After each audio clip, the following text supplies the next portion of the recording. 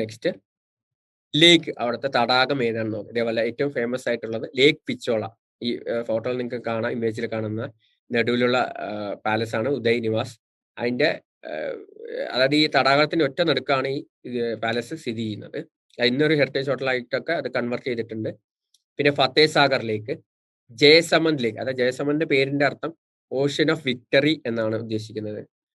അപ്പൊ ജയസമന്ദ് ലേക്ക്, ദൂത് തലായി ലേക്ക്, രാജസമുദ്ര ലേക്ക്, മാൻസാഗർ, സാമ്പാർ ദേവല സോൾട്ട് ലേക്കാണ്. അനാസാഗർ അജ്മീറിലാണ് സ്ഥിതി ചെയ്യുന്നത്. അജ്മീർ നമുക്കറിയാം സൂഫി വേരിയന്റെ ഇമ്പോർട്ടന്റ് ആയിട്ടുള്ള സ്ഥലമാണ്.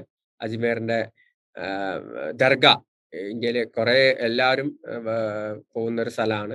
അത് സ്ഥിതി ചെയ്യുന്നത് ജയ്പൂർ കഴിഞ്ഞിട്ട് കുറച്ച് ദൂരത്തിന്റെ അടുത്താണ് ഈ അജ്മീർ എന്ന് പറയുന്ന സ്ഥലം. പണ്ട് കാലത്ത് അജയ്മേരു എന്ന പേര് ഉണ്ടായിരുന്നു. അങ്ങനെ അത് ലോപിച്ചിട്ടാണ്